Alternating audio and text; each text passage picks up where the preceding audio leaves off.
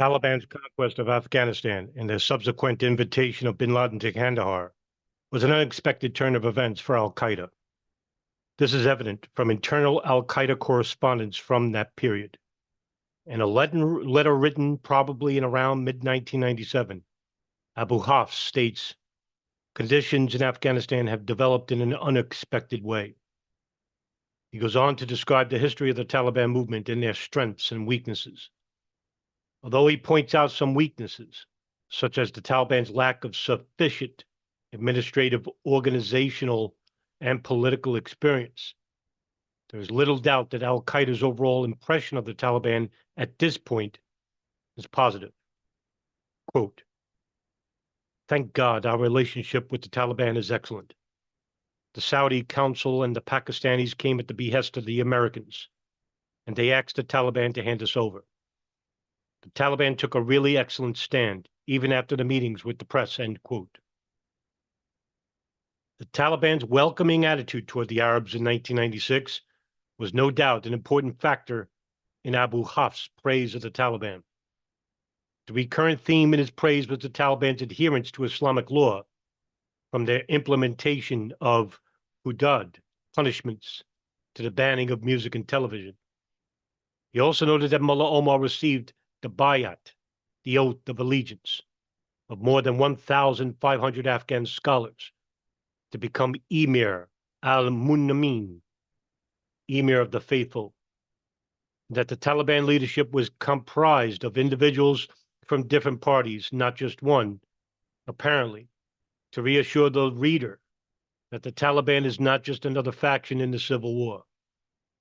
It is evident from the letter that the author sees Taliban as a nascent Islamic state, manifested in their efforts to implement Sharia law on the territory. Importantly, he refutes conspiracy theories claiming that the Taliban is a creation of the Pakistani intelligence, suggesting instead that Pakistan and Taliban currently have a tactical alliance, but that Pakistan in the long run will seek to replace the Taliban with a government that completely follows Pakistan's objectives. He also claims that in the meetings with Taliban leaders, we felt their society and resolutionists to establish the religion and to continue the jihad to Bukhara and Samarkand into Central Asia. Shows that al-Qaeda felt the Taliban were willing to sponsor, perhaps even participate in, Islamist revolutionary struggles outside their national borders. The point is important, not because it reflects actual Taliban strategy. This we do not know for sure. But it illustrates the ideological connection between al-Qaeda and parts of the Taliban leadership. This ideological connection was crucial for their initial alliance. At the end of the letter, Abu Hafs outlines the duties toward the movement.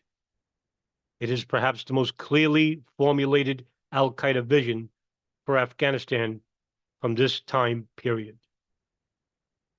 Quote, "The Taliban movement has demonstrated its sincerity in what it says and in the slogans it has raised.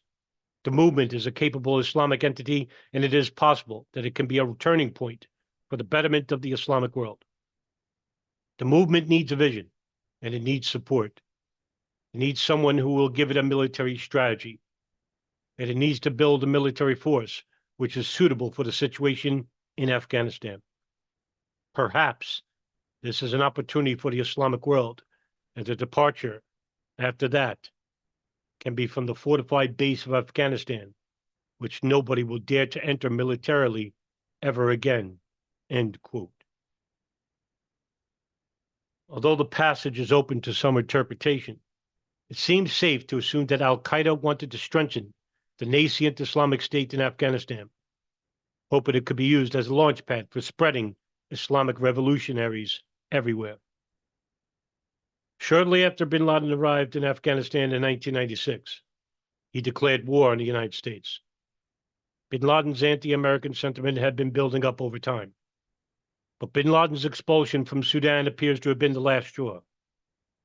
Bin Laden's declaration of jihad came at a time when al-Qaeda enjoyed the protection of local tribal leaders in Afghanistan's periphery, and thus it had little to do with the Taliban's rise to power in Kabul. Spring 1997, bin Laden entered into an alliance with the Taliban and moved his family to Kandahar. By mid-1997, al-Qaeda was convinced that the Taliban state project was a project worth supporting.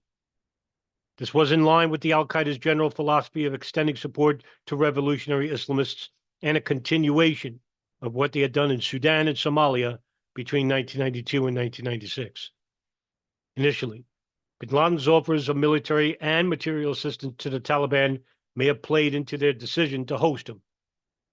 Over time, the Taliban's insistence on protecting bin Laden became more and more costly to the regime, as bin Laden's anti-American agenda provoked international pressure and, in the end, United Nations sanctions.